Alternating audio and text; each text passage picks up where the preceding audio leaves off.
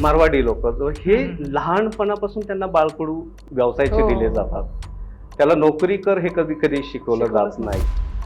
फ्रँचायझीसचा जो मागे ट्रेंड आला होता आणि Okay. भरपूर साऱ्या लोकांनी फ्रँचायझीस दिल्या, बट फेल बी झाले भरपूर साऱ्या लोकांचे. Okay. पण कुठं ना कुठं एक रॉंग इन्फ्लुएन्स मध्ये बी येऊन जातो का मराठी? 8 तास मी जर ऑफिसमध्ये थांबत असेल तर तो माझा व्यवसायच नाहीये मुळात.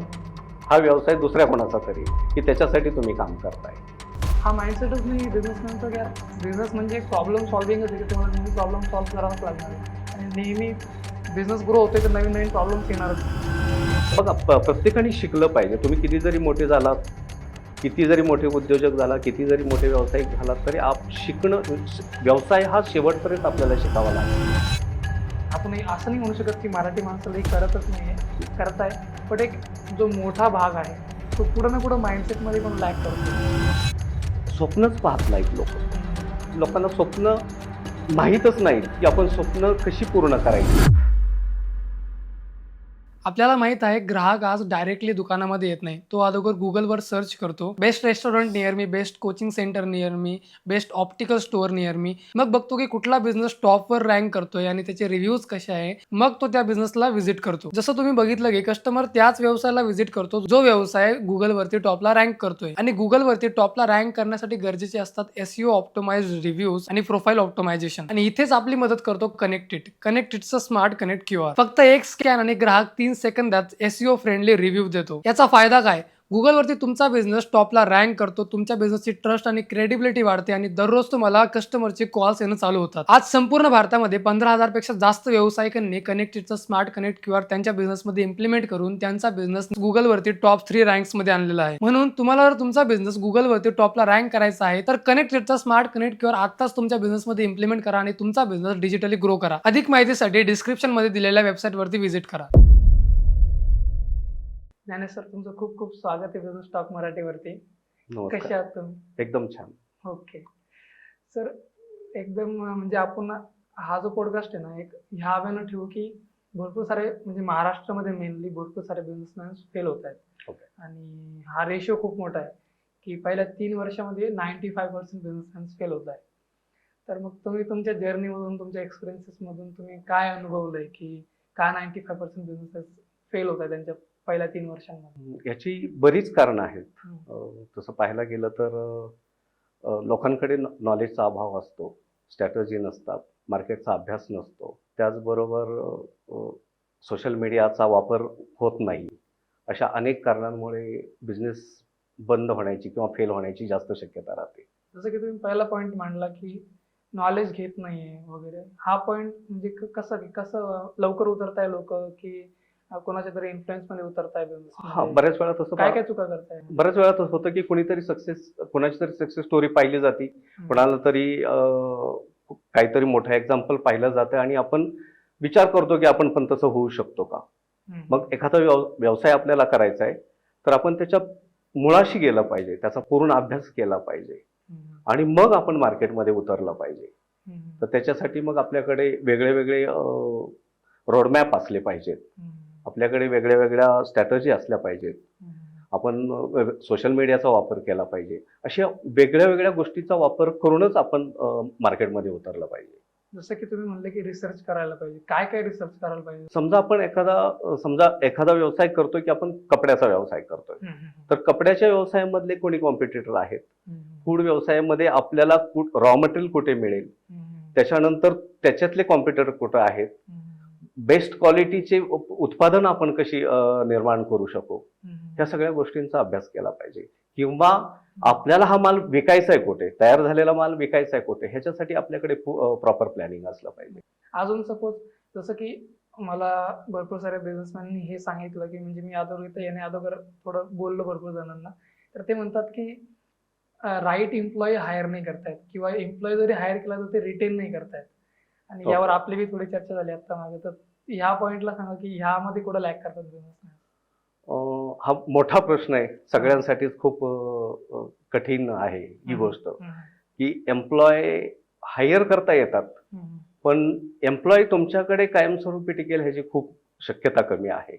कारण आजचा एम्प्लॉय आपण पाहिलं, पूर्वी जर मागचे 10 वर्ष 20 वर्ष गेलो तर आपल्याला असं पाहायला मिळेल की एम्प्लॉय लॉंग टर्म काम करत होते. एखाद्या ऑर्गनायझेशनमध्ये जर ते आले तर लॉंग टर्म काम करायचे. पण आजची परिस्थिती आहे की आजचा एम्प्लॉय जो आहे, स्किल असू द्या अनस्किल असू द्या, हा एम्प्लॉय 3 महिने 6 महिने वर्ष, प्रत्येक 2-3 महिन्यात 6 महिन्यात वर्षात तो नोकरी बदलायचा प्रयत्न करतोय.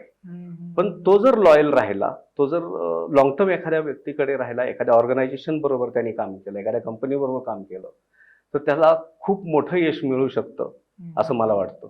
तुम्ही काय अप्लाय करतात तुमच्या बिझनेसमध्ये गेलो तर तुम्ही एम्प्लॉय हायर करताय, तुम्ही त्यांना कसं ट्रेन करता किंवा त्यांना तुम्ही कसं रिटेन करताय, तुमच्या काय स्ट्रॅटेजी त्यामध्ये, म्हणजे कसं माणसं कशी मॅनेज करताय तुम्ही बिझनेसमध्ये तुमच्या? सर, तसं अवघड आहे, पण मॅनेज करायला लागतं. लोकांवर आज आपल्याला अवलंबून राहायला लागतं, कामगारांवर, एम्प्लॉईवर, स्टाफवर अवलंबून राहायलाच लागतं.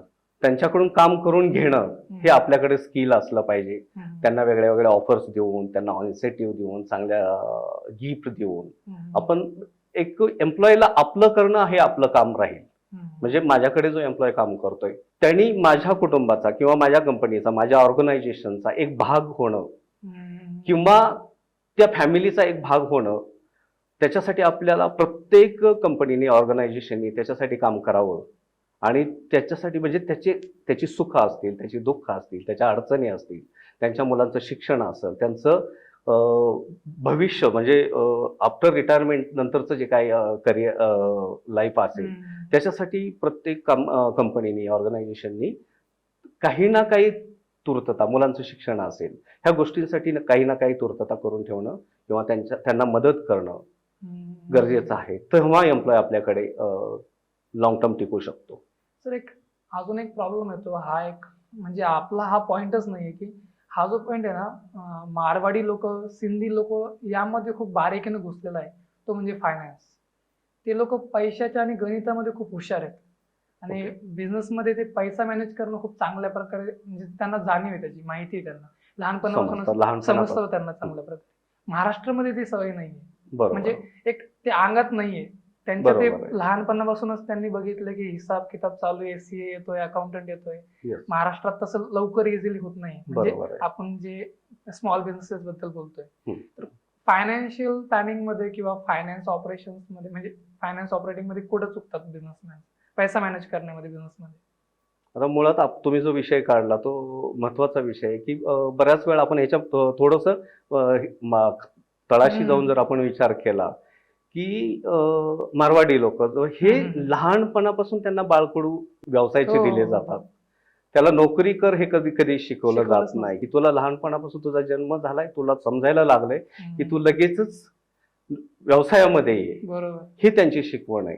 ते म्हणणार नाही की तू कुठेतरी जा, कुणाकडे तरी नोकरी कर. पण आपल्याकडेच पाहिलं, महाराष्ट्रात जर पाहिलं, महाराष्ट्रीयन माणसामध्ये जर पाहिलं आपण, तर आपल्याला असं कधी वाटत नाही की माझ्या मुलांनी व्यवसाय करावा. मला कधीच वाटत नाही. कारण हे आपल्याला पिढीजात कधी कोणी शिकवलंच नाही की तू व्यवसाय कर. आपलं काम काय, तू शिक, 12वी कर, ग्रॅज्युएशन हो, त्याच्यानंतर कुठेतरी नोकरी बघ आणि आपलं सुखी राहा, पगार घे आणि सुखी राहा. पण हा जो दोन समाजामधला ही तफावत आहे, याच्यामधून आपल्याला हेच क्लिअर होतं की हे शिकायला मिळतं की आपल्याला फायनान्स खूप अवघड जातं, फायनान्स करणं व्यवसायामध्ये, की आपल्यासाठी, कारण आपल्याला ते संस्कार नाहीत, आपल्याला ती शिकवण नाही, त्यामुळे हे आपल्यासाठी थोडं डिफिकल्ट आहे. ठीक आहे, प्रॉब्लेम्स येत आहे की त्याला प्रॉफिट समजत नाही, बजेट त्याला कळत नाहीये, तर मग त्यानं काय काय गोष्टी बघितल्या पाहिजे फायनान्समध्ये? सर्वात महत्वाचं की आपण लोकांचा ह्याच्यामध्ये त्यांच्या लोकांच्या नॉलेजचा वापर करून घेतला पाहिजे. आपण जास्त आता आपल्यामध्ये नाही, आपण दुसऱ्याकडून, जसं की सीए आहे, कन्सल्टंट आहे, त्यातले त्यांच्या नॉलेजचा आपल्याला इथे वापर करावा लागेल, कारण आपण या बाबतीत खरंच खूप कमी आहोत आपण त्या बाबतीत. इथं एक भारी पॉईंट आला सर, की प्रत्येक बिझनेसमॅन सगळ्या गोष्टी स्वतः करायचा विचार करतो. इथं पण तो चुकतो की सगळं मलाच करायचं, मी सेल्स बी बघल, मी परचेस पण बघल, मी सगळं ऑपरेशन्स पण बघल आणि मी मार्केटिंग पण बघल. तर मग तुम्ही जसं म्हणले की दुसऱ्यांचा बी वापर करून घ्यावा लागेल. सीए तर ठीक आहे, तो त्याचा पार्ट बघल, माझा पार्ट एक्सपान्शनचा आहे, सेल्सचा आहे. तर इथं पण लॅक करतो का बिझनेसमॅन की सगळं मीच करेल? हा एक आहे पॉईंट. हो, बऱ्याच वेळा काय होतं की व्यवसायाची ज्यावेळेस सुरुवात होते त्यावेळेस आपल्याकडे डिपार्टमेंट्स नसतात. हम्म, हम्म, ज्यावेळेस छोटा व्यवसाय चालू होतो त्यावेळेस डिपार्टमेंट नसतात किंवा तेवढी कॅपॅसिटी नसते की माणूस प्रत्येक डिपार्टमेंटला म्हणजे समजा परचेस असेल, फायनान्स असेल किंवा सेल्स असेल, ह्यासाठी वेगळे वेगळे लोक नसल्यामुळे त्या व्यावसायिकाला वाटतं की मी सगळं स्वतः करेन, हम्म, पण हे शक्य नाहीये. तुम्हाला जर मोठा बिझनेस करायचा असेल, मोठा तुमचं विजन असेल, तर तुमच्याकडे प्रत्येक डिपार्टमेंटसाठी लोक असली पाहिजेत. तुमच्याकडे फायनान्सची लोक असली पाहिजेत, सेल्सची लोक असली पाहिजेत, तुमच्याकडे वेगळ्या वेगळ्या स्ट्रॅटर्जी करण्यासाठी किंवा अदर जे काही डिपार्टमेंट्स आहेत त्या प्रत्येकासाठी तुमच्याकडे लोक असतील, तरच तुम्ही मनी फ्रीडम मध्ये जाऊ शकता, इकॉनॉमिकल फ्रीडम मध्ये जाऊ शकता. आणि त्यावेळेस तुमच्यावर ही वेळ येणार नाही की सगळं तुम्हाला करायला लागेल. म्हणजे जसं बिझनेस ग्रो होतोय तसं एक एक पार्ट किंवा एक एक डिपार्टमेंट कोणाला तरी सोपवावं लागेल. सोपवलं म्हणजे पाहिजे. सगळ्या गोष्टी जर स्वतः करत बसले तर एक्सपांड नाही होणार. नाही होणार की मीच मार्केटमध्ये जाईल, मीच परचेसला जाईल, मीच सेल्स करेन आणि मीच ऑफिसमध्ये पण कंटिन्यू थांबेल. म्हणजे 8 तास मी जर ऑफिसमध्ये थांबत असेल तर तो माझा व्यवसायच नाहीये मुळात. हा व्यवसाय दुसऱ्या कोणाचा तरी की त्याच्यासाठी तुम्ही काम करताय. म्हणजे तुम्हाला फक्त फार तर आठवड्यातून 2 ते 3 वेळा ऑफिसला जाणं किंवा दिवसभरातून 1-2 तास ऑफिसला गेलं पाहिजे. हा माइंडसेटच नाही लोकांचा हा माइंडसेट आहे की मला सगळ्या गोष्टींवर नजर ठेवायची, मला सगळ्या एम्प्लॉयवरती नजर ठेवायची. म्हणजे कुठंतरी KRA-KPI सेट नाहीये, सिस्टम सेट नाहीये. हा पण एक खूप भारी पॉईंट आहे की इथं पण लोक चुकतात. हे कसं अप्लाय करायला पाहिजे की एम्प्लॉईला त्यांची रिस्पॉन्सिबिलिटी कळवून त्यांना KRA-KPI देऊन ते काम करून घेणं, ते कसं अप्लाय करू शकतो एक बिझनेसमॅन? त्याच्यासाठी आपल्याला लोकांना जे एम्प्लॉय आहेत, जे आपले स्टाफ आहेत, त्यांना ट्रेन करणं, त्यांना स्वप्न दाखवणं, त्यांच्यासाठी काहीतरी विजन त्यांना दाखवून आपण त्यांच्याकडून हे करून घेतलं पाहिजे. त्यासाठी वेगळ्या वेगळ्या आयडियाज आहेत, त्यासाठी कन्सल्टन्सी आहेत, त्यांचा वापर करून घेणं. तर मग एक बिझनेसमॅन सपोज त्याला नाही कळत की मला बिझनेस ग्रो कसा करायचा आहे, तर त्यांना त्याच्या डिपार्टमेंट वाईज कन्सल्टंट्स कडे जाणं गरजेचं आहे का? तर हा एक पॉईंट आहे का कुठं? नक्कीच. तुम्ही कसं करता याला? नक्कीच. आम्ही सुद्धा वारंवार लोकांच्या ज्ञानाचा, लोकांच्या नॉलेजचा जेवढा आमच्या व्यवसायामध्ये वापर करता येईल तेवढा वापर करायचा प्रयत्न करतो. मॅक्झिमम. आणि प्रत्येकाला आपल्याला बघा, प्रत्येकाने शिकलं पाहिजे. तुम्ही किती जरी मोठे झालात, किती जरी मोठे उद्योजक झाला, किती जरी मोठे व्यावसायिक झालात, तरी शिकणं, व्यवसाय हा शेवटपर्यंत आपल्याला शिकावा लागेल. सर आपण आता बोलत होतो मागं म्हणजे इथं की प्रॉब्लेम्स हे नेहमीच राहणार आहे. आणि आता माइंडसेट काय असतो बिझनेसमॅनचा की यार एवढे प्रॉब्लेम्स आहेत आता म्हणजे सोडून द्या आता. म्हणजे फ्रस्ट्रेट होतात की हा माइंडसेटच नाही बिझनेसमॅनचा की यार बिझनेस म्हणजे एक प्रॉब्लेम सॉल्व्हिंगच आहे की तुम्हाला नेहमी प्रॉब्लेम सॉल्व्ह करावाच लागणार आहे. आणि नेहमी बिझनेस ग्रो होतोय तर नवीन नवीन प्रॉब्लेम्स येणारच. तर हा पण एक माइंडसेट नाही बिझनेसमॅनचा. तुम्ही जसं म्हणले की आम्ही पण प्रॉब्लेम फेस करतो, तसं तुम्ही म्हणले की तुम्ही पण प्रॉब्लेम फेस करताय. ऑल टाइम सगळे फेस करतात. बरोबर. तर इथं पण कुठं चुकतं का बिझनेसमॅन की त्याला हेच माहित नाही की यार आपल्याला प्रॉब्लेम्स नेहमी सॉल्व्ह करावेच लागणार आहे? साहजिकच आहे की प्रॉब्लेम रोज येणार आहेत, रोज नवीन नवीन अडचणी येणार आहेत व्यवसाय करत असताना. रोज आपल्याला त्यांच्यावर मात करूनच पुढे जायला लागणार आहे, प्रॉब्लेम सॉल्व्ह करतच पुढे जायला लागणार आहे. आणि त्याला दुसरा पर्यायच नाहीये. असं आहे का फक्त लहान बिझनेसेसलाच प्रॉब्लेम आहे, मोठ्या बिझनेसेसला असं काहीच नाहीये. प्रत्येक छोट्या मोठ्या सगळ्या व्यवसायाला प्रॉब्लेम्स येणार आहेत. आणि त्याच्यावरती आपल्याला अभ्यास करून काय अडचणी आहेत त्या अडचणींचा अभ्यास करून, प्रॉब्लेमचा अभ्यास करून त्यांना त्याच्यावर मात करणं आपलं काम आहे. तुम्ही आता मागं फर्स्ट पॉईंट बोलले तुम्ही की लोक रिसर्च करत नाही. याच्यामध्ये एक मेनली रिसर्च येतो ना, तो कॉम्पिटिटरचा रिसर्च येतो की तुम्ही मार्केटमध्ये उतरताय बट कॉम्पिटिटर्स रिसर्च नाही करत आहे की तो किती फायनान्सची पॉवर घेऊन मार्केटमध्ये उतरलेला आहे, तो काय सर्व करतोय किंवा तो कसा ॲक्वायर करतोय, त्याच्या मार्केटिंग स्ट्रॅटेजीज काय आहेत. ह्या कॉम्पिटिटरची ह्या गोष्टी पण आपण लक्षात घेत नाही. आणि एखादा बिझनेसमॅन जेव्हा उतरतो त्याला माहितच नाही की आपलं कॉम्पिटिटर आपल्याला किती लवकर बीट करून टाकणार आहे. तर कॉम्पिटिटरकडे कसं लक्ष दिलं पाहिजे? साहजिकच आहे, आपण कॉम्पिटिटरकडे रिसर्च केलाच पाहिजे कॉम्प्युटरचा.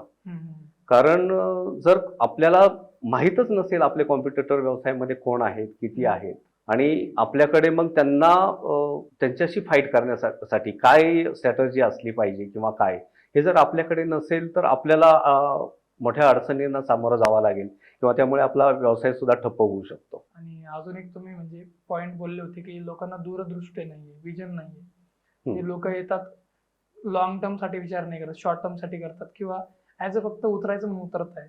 मग एक विजन असणं, एक तुमचे गोल्स सेट असले पाहिजे किंवा तुम्हाला इन फ्युचर तुम्हाला काय अचीव्ह करायचंय, पुढच्या 3 वर्षामध्ये तुम्ही कुठं असणार आहात, हे पण एक प्लॅनिंग असणं, एक थोडं डायरेक्शन असणं, हे किती महत्वाचं आहे.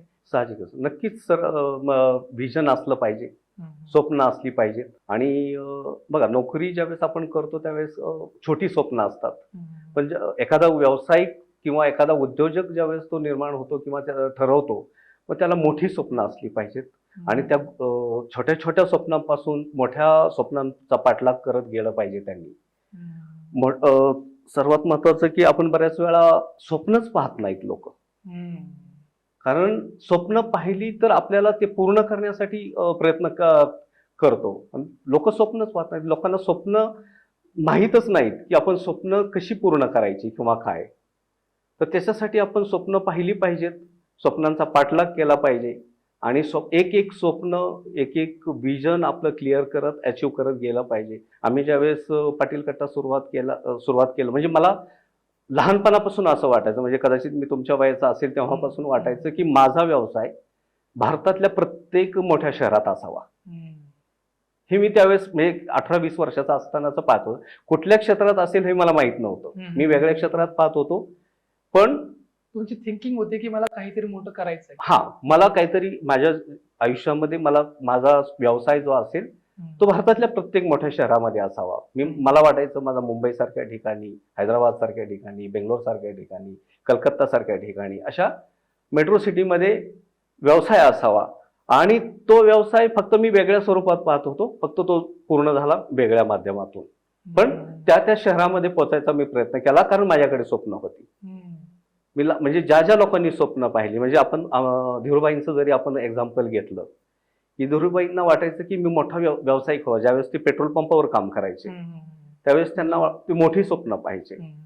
त्यावेळेस त्यांना वाटायचं की बाबा रे, मला जर मोठं व्हायचंय तर मला ताज सारख्या हॉटेलमध्ये जाऊन तिथला फील घेतला पाहिजे. त्यामुळे ती ताजमध्ये जाऊन चहा, त्यावेळेस की एवढं मला मोठं व्हायचं की मला ताजमध्ये जाऊन चहा पिता आला पाहिजे. ते ज्यावेळेस पेट्रोल पंपावर काम करायचे त्यावेळेस ते ताजमध्ये जाऊन चहा पित होते. जिथे संगत घ्यायची होती त्या लोकांची, त्या लोकांबरोबर त्यांना, म्हणजे त्या लोकांबरोबर राहायचं कसं, तिथं त्यांच्याबरोबर बसायचं कसं, तर किंवा मोठं झाल्यानंतर किंवा मी मोठा अरबपती करोडपती झाल्यानंतर माझं लाईफस्टाईल कसं असलं पाहिजे याचा फील किंवा अनुभव ते त्यावेळेस घेत होते.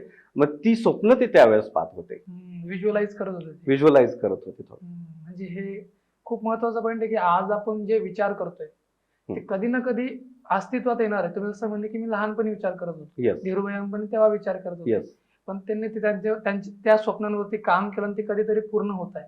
बरोबर, साहजिकच आहे. व्हिज्युअलाइज केलं पाहिजे. आपण जे व्हिज्युअलाइज करतो, युनिव्हर्स तुम्हाला 100% द्यायचा प्रयत्न करतो. तुम्ही युनिव्हर्सकडे मागा, व्हिज्युअलाइज करा, 100% ते मिळून जातं आपल्याला. मग इथं एक सर थोडा एक माइंडसेट, एक मॅनिफेस्टेशन हा पण एक रोल येतो की आपण मोठा विचारच नाही करत. जसं की नाही का, जेवढं काय म्हणतात, जेवढं पाय तेवढं, म्हणजे जेवढी रग तेवढं पाय पसरून, जेवढं अंतरून तेवढं पाय पसरून, बरोबर, आपल्याला ते शिकवलं जातं. तेच शिकवलं जातं. मग माइंडसेट मध्ये पण जसं तुम्ही म्हणलं की लहानपणापासून मारवाडी लोकांचं कसं आहे की लहानपणापासून माइंडसेट बिल्ड करताय. बरोबर. मराठी लोकांमध्ये कसं आहे की हाय आता बिल्ड होतंय आणि काय ठिकाणी असतात, काय ठिकाणी नाहीये. आपण असं नाही म्हणू शकत की मराठी माणसाला हे करतच नाहीये, करताय. पण एक जो मोठा भाग आहे तो कुठं ना कुठं माइंडसेट मध्ये पण लॅक करतोय. हा एक पॉईंट आहे. हो, नक्कीच. आपलं तेवढं ब्रॉड माइंडसेट नाहीये किंवा आपण ते पाहतच नाही की आपला मराठी माणूस मोठा होऊ शकतो किंवा ती स्वप्न पाहू शकतो. ते आपल्याला शिकवलंच जात नाही आणि म्हणून कदाचित आपला मराठी माणूस मागे राहायला असेल किंवा राहत असेल, कारण माइंडसेट नसेल्यामुळे. पण आज दिवस बदलत आहेत, आज प्रगती होते. आपला मराठी मुलगा, मराठी माणूस सुद्धा मोठ्या स्वरूपात व्यवसायात उतरतोय, मोठं काम करतोय, मोठी स्वप्न पण पाहायला शिकलाय तो आणि प्रगतीच्या यशाच्या मार्गावर आहे. पण म्हणजे हा एक इन्फ्लुएन्स पडलाय की लोक म्हणतात की गुजरात पुढे आहे किंवा मारवाडी लोक, सिंधी लोक पुढे आहे. असं पण नाहीये की फक्त मराठी लोक खूपच मागे राहिले. हा पण एक मिसकन्सेप्शन असू शकतो आणि आहे पण. तर मग हा पण एक रॉंग बिलीफ आहे लोकांचा की मराठी लोक नाही करू शकत. भरपूर सारे लोक तर करताय ना. Yes. यावर काय पॉईंट आहे तुमचा की हा जो इन्फ्लुएन्स वाढलाय की फक्त मारवाडी लोक आणि गुजराती लोकच करू शकतात, मराठी लोक नाही करू शकत, यावर काय काय पॉईंट आहे तुमचा यावर? नाही, आता दिवस बदललेत. सोशल मीडियाच्या माध्यमातून वेगळ्या वेगळ्या माध्यमातून आज आपली जी यंग जनरेशन आहे, जी आपली तरुण पिढी आहे, ही जागृत होती, अभ्यास करायला सुरुवात झाली आणि नक्कीच भविष्यामध्ये आपला मराठी माणूस किंवा महाराष्ट्रातली असे काही उद्योजक समोर येतील की जे उत्तुंग मोठं यश संपादन करतील. आणि सर, येत आहेत भरपूर सारे बिझनेसमॅन आणि हा एक तुम्ही जसं म्हणलं की सोशल मीडिया इकडून तिकडून ते नॉलेज घेत आहे. बट सोशल मीडियावरती भरपूर सारे जे लोक आहेत ना, ते त्यांच्या फायद्यासाठी इन्फ्लुएन्स क्रिएट करताय आणि त्यांना भरपूर साऱ्या लोकांना बिझनेस ऑपॉर्च्युनिटीमध्ये उतरवताय. बट त्यांना हे नाही, त्यांना रिअल थिंग्स दाखवत नाही की यार बिझनेसमध्ये लगेच उतरून लगेच हे होत नाही. जसं की आपण बरोबर. आता ह्या एवढ्या सारे पॉईंट डिस्कस केले, एवढ्या साऱ्या गोष्टी गरजेचं आहे. तर मग जो आजचा युवा उतरतोय, ही एक छान लाट क्रिएट झालेली आहे महाराष्ट्रामध्ये. बरोबर. बट एक रॉंग इन्फ्लुएन्स मध्ये अडकताय का म्हणजे मराठी लोक खूप सारे? कारण की आता एक शाखाचा जो माग फ्रँचायझीसचा जो माग ट्रेंड आला होता आणि Okay. भरपूर साऱ्या लोकांनी फ्रँचायझीस दिल्या, हम्म. बट फेल बी झाले भरपूर साऱ्या लोकांच्या. ओके. तर मग कुठं ना कुठं एक रॉंग इन्फ्लुएन्स मध्ये बी येऊन जातो का मराठी माणूस, म्हणजे बिझनेसच्या बाबतीमध्ये? होऊ शकतं. तुम्ही काय बघितलंय आतापर्यंत? बऱ्याच वेळा असं दिसलंय की रॉंग इन्फ्लुएन्समध्ये मराठी माणूस येतोय. ओव्हर एक्साइटमेंट असेल किंवा दुसऱ्याचं पाहून मी करतोय, कोणीतरी करतंय म्हणून मला करायचंय. अशा वेळेस ह्या गोष्टी घडलेल्या आहेत की त्यांनी पूर्ण अभ्यास नाही केला किंवा ह्या अशा गोष्टीमुळं तो लॉसमध्ये जाणं किंवा तुम्ही जो प्रश्न केला ते घडतंय. सर, आता मला तुमच्या जर्नीकडे यायचंय. मला म्हणजे तुमच्याबद्दल जाणून घ्यायचं. आता तुम्ही पाटील कट्टा एवढं छान प्रकारे बिल्ड केलाय. आता तुम्ही 111 शाखा म्हणजे ऑपरेट करताय 4 राज्यांमध्ये. तर म्हणजे याची जर्नी काय होती? तुम्ही कसं स्टार्ट केलंय? पाटील कट्ट्याची सुरुवात जी झाली, मुळातच मी खूप स्ट्रगल करणारा माणूस होतो, खूप स्वप्न पाहणारा होतो. म्हणजे माझ्या कुटुंबामध्ये कोणी जे केलं नाही ते मला करायचं होतं. विरोध होता चहा विकायचा, म्हणजे सुरुवातीला चहा विकायचं म्हणलं तर घरातून खूप विरोध होता. तुमचं मूळ गाव कुठं? माझं पुणे जिल्ह्यातच. तर खूप विरोध होता की अरे तू चहा विकणार वगैरे, हे कसं शक्य आहे? मी जॉब केलेला माणूस होतो, मग शक्य होईल का ह्या सगळ्या गोष्टी? मग इथून विरोध होता. पण आम्ही काही काळ हॉटेल लाईनमध्ये काम केलं होतं, हॉटेल इंडस्ट्रीमध्ये. आणि माझ्या वडिलांचं स्वप्न होतं की तू हॉटेल लाईनमध्ये काम कर, खूप चांगली इंडस्ट्री आहे. त्यांचे मला ब्लेसिंग होते, स्पेशली वडिलांचे, की तो हॉटेल लाईनमध्ये काम केलं तर खूप मोठं यश त्याच्यात आपल्याला मिळू शकतं.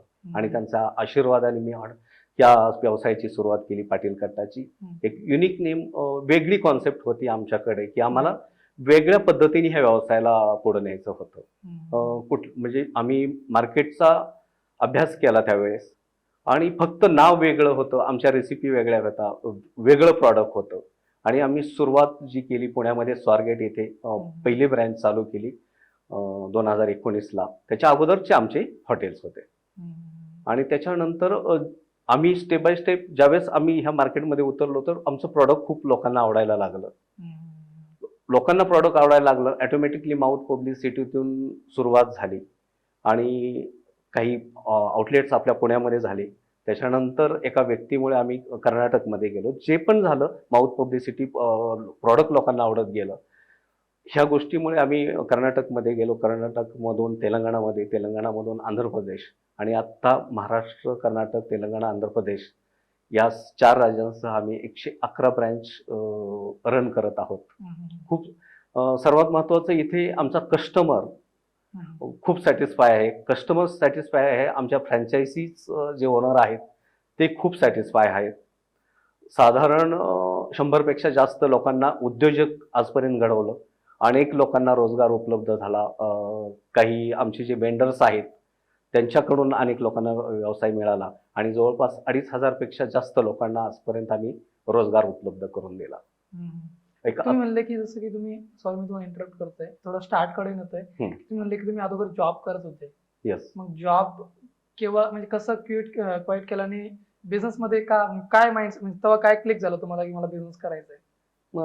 असं झालं होतं की अचानक माझा जॉब गेला होता. मी एका फॉरेनच्या कंपनीमध्ये जॉब करत होतो. अचानक माझा कंपनीने म्हणजे ती जी जॉब होता तो पूर्णच कंपनी बंद केली गेली इंडियातून. ऑलरेडी इंडियातच काम होतं ते. कंपनी बंद केली आणि त्यांनी कंपनी पुन्हा जिथे यूएसची कंपनी होती तिकडे यूएसला नेली. मग आता दुसरा काही पर्याय नव्हता, त्यामुळे आम्ही हॉटेल चालू केलं. हॉटेलला जो कस्टमर येत होता त्यांना प्रत्येक प्रॉडक्ट आमचं खूप आवडायचं.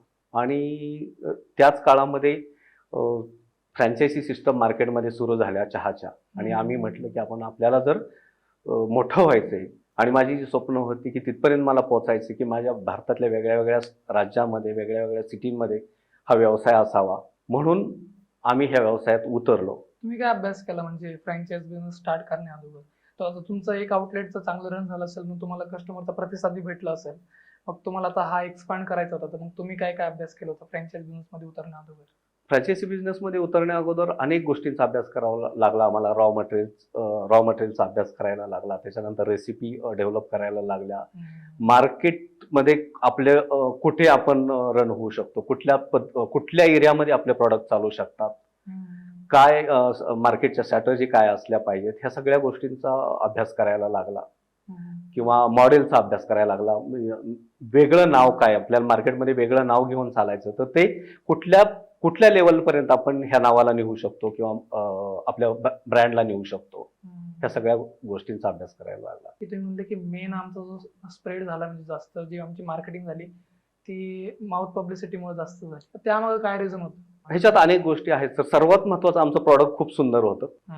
प्रॉडक्ट टेस्ट खूप चांगली होती. त्याच्यानंतर आम्ही ज्या लोकांबरोबर काम करत होतो एकदम लॉयली काम केलं की आजपर्यंत अनेक लोकांना मी पाहिलेलं पण नाहीये, अनेक लोकांना भेटलेलं नाही ज्यांनी आमच्या फ्रँचायझी घेतल्या, पण त्यांच्या प्रत्येक सिंगल पैशाचा सुद्धा आउटपुट आम्ही त्यांना दिलेला आहे. आणखी काही गोष्टी सांगायचं झालं तर आमच्यामुळे आजपर्यंत एकाही फ्रँचायझीला किंवा एकही आउटलेट आजपर्यंत बंद नाही राहिलेलं. ह्या अशा अनेक गोष्टी आहेत. ह्या गोष्टींचा आम्हाला खूप मोठा बेनिफिट होतोय आजपर्यंत. म्हणजे आम्ही खूप प्रामाणिकपणे हा व्यवसाय पुढे न्यायचा प्रयत्न करतोय. प्रत्येक माणसाशी प्रामाणिक राहून, प्रत्येक फ्रँचायझीची सुद्धा प्रामाणिक राहून, त्यांचा कुठलाही एक पैशाचा सुद्धा त्यांचे नुकसान होणार नाही ही काळजी घेतोय. आणि ज्यावेळेस आमची फ्रँचायझी चांगलं अर्निंग करेल, चांगला पैसा कमवेल, त्याच वेळेस आम्हाला खूप आनंद होतो, त्यावेळेस आम्ही खूप समाधानी होतो. तुम्ही जेव्हा हा फ्रँचाइज बिझनेस बिल्ड करत होते, तुम्हाला काय काय चॅलेंजेस आले की तुम्ही काय काय गोष्टी फेस केल्यात? अनेक चॅलेंजेस होते त्यावेळेस, पण आम्हाला फार अनुभव नव्हता मार्केटमधला. त्याच्यानंतर मार्केटमध्ये लोकेशन पाहण्यासाठी चॅलेंजेस येत होते आम्हाला त्या काळामध्ये. हा एक पॉइंट आहे की तुमच्या फूड बिझनेसमध्ये एक मेन पॉइंट तो येतो की लोकेशनचाच हा मेन पॉइंट येतो की जेवढं भारी लोकेशन जिथं सगळ्यात जास्त फुटफॉल तिथंच मेनली तुमच्यासारखे जे आउटलेट्स आहेत ते जास्त रन होतात. तर मग तुम्ही यावर कसं लक्ष दिलं त्या टाइमला तुमच्या बिझनेसमध्ये हे करताना? काय काय बघितलं तुम्ही? लोकेशन निवडताना काय काय गोष्टी बघतात तुम्ही? लोकेशन निवडताना आपल्याला साधारण फुटफॉल किती आहे, ऑफिसेस आहेत का, मार्केट आहे का त्या ठिकाणी, त्यानंतर आणखी काय पब्लिक सोर्स काय, कस्टमर सोर्स काय आहे त्या ठिकाणी, ह्या सगळ्या गोष्टींचा अभ्यास करायला लागतो. म्हणजे राईट लोकेशन असणं खूप गरजेचं आहे. पण तुमच्याकडे जर प्रॉडक्ट चांगला असेल, तुमच्याकडे चांगली रणनीती असेल, तर आमच्याकडे असे काही एक्झाम्पल आहेत की ते लोकेशन राईट नाहीत पण बिझनेस खूप चांगला होतो. म्हणजे भरपूर सारे फॅक्टर्स असतात त्यामध्ये. हो, जरी लोकेशन चांगलं असलं, तुमचं प्रोडक्ट चांगलं नसलं तरी तुमचा बिझनेस रन होणार नाही. साहजिकच आहे. समजा माझ्याकडे प्रॉडक्ट खूप चांगलं आहे पण माझ्याकडे सर्व्हिस चांगली नसेल किंवा माझ्याकडे हायजीन नसेल, तर या गोष्टींचा मला इम्पॅक्ट होणार आहे. एक सर, आता आपण जसं आपण गप्पा मारल्या की तुमचा मेन बिझनेस साऊथ मध्ये, असं का म्हणजे तुम्ही नॉर्थ मध्ये का नाही गेले? आणि तुम्ही आता मागं नाव घेताना बी हेच बोलले की माझ्या आउटलेट पाहिजे मुंबईमध्ये, हैदराबादमध्ये, आंध्र प्रदेशमध्ये, तेलंगणामध्ये, यामध्ये 3 राज्य आहेत जे साऊथकडचेच येत आहे तुमच्या विचारांमध्ये. तर असं का की का साऊथ? माझं स्वप्न सर भारतात आणि भारताच्या बाहेर पण व्यवसाय किंवा ह्या व्यवसायाला आम्हाला आता पण भारताच्या बाहेरून पण इन्क्वायरी आहेत, पण काही नॉर्म्स आहेत त्यामुळे आम्ही थांबलोय. पण महाराष्ट्रामध्ये ज्यावेळेस आम्ही सुरुवात केली खूप कॉम्पिटिशन होती, खूप स्पर्धा चाललेली होती आणि योगायोगाने आम्ही असा विचार केला की आपण का नाही महाराष्ट्राच्या बाहेर जाऊन व्यवसाय करावा हा. म्हणून आम्ही सुरुवात तिकडे केली. तिकडे जास्त फोकस केला आम्ही. कर्नाटक, तेलंगणा, आंध्र प्रदेश. आणि आम्हाला तिथून खूप मोठं यश मिळत गेलं. म्हणजे त्या लोकांना आमचं प्रॉडक्ट खूप आवडतं. मोठा सेल आम्हाला तिकडे मिळतो. त्यामुळे आम्ही तिकडे फोकस करतोय. आणि आता नॉर्थमध्ये पण प्लॅन करत आहोत आम्ही. काय म्हणजे त्या लोकांचं, तुम्हाला एवढ्या लोकांना तिकडे बघितलं असेल, एवढं तुम्ही मार्केट स्टडी केलाय तिकडं, काय डिफरन्स आहे साऊथचा आणि महाराष्ट्राचा? ऍक्च्युअली तिथून खूप सपोर्ट होतो. म्हणजे ज्यावेळेस आता हा महाराष्ट्राचा ब्रँड जरी आपला असला तरी तिकडच्या लोकांना आपलं प्रॉडक्ट खूप आवडतंय. आणि तिथल्या लोकांना मी पाहिलं, तिथले लोक म्हणजे तिथले गव्हर्नमेंट असतील, तेलंगणाचं गव्हर्नमेंट असेल, कर्नाटकाचं गव्हर्नमेंट असेल, खूप सपोर्ट करताय तिकडची गव्हर्नमेंट आम्हाला. वेगळ्या वेगळ्या म्हणजे ते करा तुम्ही चांगलं आहे असं स्पेशली सांगताय. तिथले जे मी बऱ्याच वेळा तिथल्या पॉलिटिशियन लोकांना भेटलो किंवा वेगळ्या वेगळ्या अधिकाऱ्यांना भेटलो, त्यावेळेस त्यांनी जो सपोर्ट केला तो खूप महत्वाचा आहे तिकडे. तिथल्या म्हणजे तिथले फ्रँचायझी घेणाऱ्या लोकांची पण दृष्टिकोन वेगळा आहे. व्यवसायाकडे पाहण्याचा दृष्टिकोन खूप वेगळा आहे. खूप जेन्युइनली ती लोक करत आहेत. सर मला एक हा एक तुमच्याकडून प्रश्न जाणून घ्यायचा आहे, म्हणजे एक मुद्दा जाणून घ्यायचा आहे की तुम्ही पाटील कट्टाला बिल्ड केला आतापर्यंत, काय माइंडसेट होता की एवढा मोठा का झाला, आणि तुम्ही काय स्ट्रॅटेजीज मेनली अप्लाय केल्या ज्याच्यामुळे पाटील कट्टाचे 111 फ्रँचाईज तुम्ही आतापर्यंत बिल्ड केल्या? तसं पाहायला गेलं तर पाटील कट्टाची ही सुरुवात आहे सर. 111 ब्रँचेस म्हणजे मी म्हणतो की सुरुवात आहे. फार मोठं यश किंवा फार मोठा अजून सक्सेस आम्ही नाही मिळालेला. पण पाटील कट्टा आम्हाला वर्ल्ड वाईड न्यायचा आम्ही प्लॅन करत आहोत. आतापर्यंत इथपर्यंत आलं, त्यामध्ये काय स्ट्रॅटेजीज, काय माइंडसेट होतं तुमचं की अरे मोठं करायचंय, त्याचा तुम्ही विचार केला होता, बट तुमचे काय इथिक्स होते, काय व्हॅल्यूज होते ज्यामुळे तुम्ही आतापर्यंत इथपर्यंत पोहोचले? बऱ्याच वेळा ह्या व्यवसायात येताना लोकांकडे खूप छोटं विजन घेऊन येतात की लॉंग विजन मी पाहिलं नाही लोकांमध्ये फार. ज्या ह्या व्यवसायात जे लोक आली, चहाच्या व्यवसायात लोकांना खूप इझिली पाहिजे, खूप इन्स्टंट पाहिजे. पण मी जे ठरवलंय की ह्या व्यवसायाला पाटील कट्टाला मी येणारे 20, 25, 50 वर्षापर्यंत, 100 वर्षापर्यंत मार्केटमध्ये सस्टेन करू शकतो. कारण सुंदर प्रॉडक्ट आहे. आम्ही तेवढं प्रामाणिकपणे काम करतो. ज्यावेळेस आमच्या फ्रँचायझी इन्कम घेतात त्यावेळेस खरा आनंद आम्हाला होतोय. आणि ह्या गोष्टींमुळे मला माहिती आहे की कारण ज्यावेळेस मी चांगलं प्रॉडक्ट देतोय, बेस्ट क्वालिटी प्रॉडक्ट देतोय, त्यामुळे मला खात्री आहे हीच मूळ स्ट्रॅटेजी आमची किंवा हे मूळ सक्सेसचं मेन कारण म्हणता येईल की लॉंग टर्म बिझनेस चालवण्यासाठी तुमच्याकडे सुंदर प्रॉडक्ट असल्यामुळे आम्ही हे लॉंग टर्म ह्याला नेऊ शकतो. बॅक ऑफ द माइंड मला असं वाटतं की तुमचा हा एक विजन आहे की आम्हाला चांगलं खाऊ घालायचंय आणि जे फ्रँचायझी ओनर्स त्यांना चांगलं प्रॉफिट झालं पाहिजे. तुमचं हा एक जी थिंकिंग आहे की तुम्हाला लॉंग टर्म तुम्ही विचार करताय, तुम्ही पार 100 वर्षाचा विचार करताय ना. हो, म्हणजे हे नाही होत ना साहजिक. पण मला खात्री आहे सर की एवढं सुंदर मी चांगलं प्रॉडक्ट देतोय. याच्यामध्ये कुठलेही हेवी मेटल्स आम्ही यूज करत नाही, कुठलेही कलर यूज होत नाहीत. आणि मला वाटतं की इतरांशी कुणाच्या जीवाशी खेळण्याचा किंवा कुणातल्या हे खेळण्याचा आपल्याला कुठं अधिकार नसतो. आणि हे जर तुम्ही प्रामाणिकपणे पाळत असाल तर 100% मी ह्याला खूप लॉंग टर्म नेऊ शकतो. तुम्हाला बिझनेस वर्ल्ड मध्ये कोण इन्स्पायर करतं सर, की ज्यांच्याकडून तुम्ही शिकता किंवा ज्यांना तुम्ही आयडल मानता? बिझनेस वर्ल्ड मध्ये बिझनेस वर्ल्ड मध्ये म्हणतोय बेसिकली रतन टाटा आहेत. डाऊन टू अर्थ काम करणारा माणूस, अतिशय जेन्युइन माणूस. की अशा माणसाकडे पाहून आपण मोठं होऊ शकतो. त्यांचे इथिक्स म्हणजे सगळ्यांवर इम्पॅक्ट पाडतात. जरी एखाद्या माणसाला रतन टाटा माहित नाहीये, बट एक आपल्याला माहिती की त्यांचा इन्फ्लुएन्स काय. सपोज एखादा जरी नवीन जरी माणूस त्यांना रतन टाटा माहित जरी नसला ना, तर कोणासोबत सोबत जर बसला, त्यांच्या जर गप्पा जरी चालल्या, त्याला ते एक वाईब येऊन जाते की यार तो माणूस काय जेन्युइन होता. म्हणजे असं एक म्हणजे मला जास्त एवढा मोठा माणूस असतो तरी पण तो अगदी जमिनीवर राहतो, हे खूप महत्वाचं आहे. कुठलाही इगो नाही त्या माणसामध्ये. अगदी लहान मुलांमध्ये गेले तरी लहान मुलासारखे होतात. हा त्यांच्याकडे खूप मोठा गुण होता. कुठलाही मोठेपणा नव्हता, कुठलाही इगो नव्हता. जेव्हा मी तुमची इन्स्टा प्रोफाईल चेक करत होतो आणि मी थोडं खाली स्क्रोल केलं, तुम्ही थोड्या चाणक्याच्या नीती टाकलेल्या होत्या आणि थोडं महाभारतच्या लेसन्स तुम्ही तिथं टाकलेले होते. तर मला त्याबद्दल थोडी क्युरियोसिटी आहे की तुम्ही चाणक्यकडून किंवा महाभारतामधून तुम्ही काय मॅनेजमेंट प्रिन्सिपल्स शिकलेत आणि ते तुमच्या बिझनेसमध्ये किंवा तुमच्या लाईफमध्ये अप्लाय केलेत? भगवान श्रीकृष्ण आणि चाणक्य हे ह्या विश्वातले खूप मोठे गुरु होऊन गेले. एखाद्या सामान्य माणसाला, एकदम सामान्य माणसाला एखाद्या राजपदापर्यंत कसं पोहोचवता येईल हे चाणक्याकडून खूप शिकण्यासारखं आहे. त्यांच्या स्ट्रॅटजी, त्यांनी केलेलं मार्गदर्शन हे खूप शिकण्यासारखं, आणि ते जर आपण आपल्या जीवनामध्ये अवलंबलं तर आपल्याला त्याचा खूप मोठा फायदा होतो. भगवान श्रीकृष्णांना आयडियल मानून किंवा चाणक्यांना आयडियल मानून आपण खूप गीतेचा अभ्यास करून आपण खूप मोठ्या लेवलला पोहोचू शकतो. ते आपण ह्या प्रकारे बघू शकतो की तो चंद्रगुप्त जो होता तो काहीच नव्हता. बरोबर. त्यांच्याकडे काहीही नसताना त्यांनी एवढं मोठं जे साम्राज्य होतं याचं, जे म्हणजे तिथं मला आठवत नाही त्या साम्राज्याचं, तर नंदवंश. त्यांना त्यांनी उखाडून काढलं एकीकडे. काहीच नव्हतं ना त्यांच्याकडे. त्यांनी तिथून स्टार्ट केलं. जस्ट एक माइंडसेट होता, विचार होता की तिथून ते एवढे मोठे झाले. तर हे पण एक भारी त्यांची जर्नी एक शिकायला भेटतं त्यांची. हो, म्हणजे चाणक्यांचा ज्यांनी अपमान केला, खूप घोर अपमान केला, आणि त्या अपमानाचा बदला घ्यायचा, किंवा एक असा राजा त्यांना घडवायचा होता की जो जनतेचं हित पाहिजे, प्रजेचं हित पाहिजे. भगवान श्रीकृष्णांनी तेच केलं.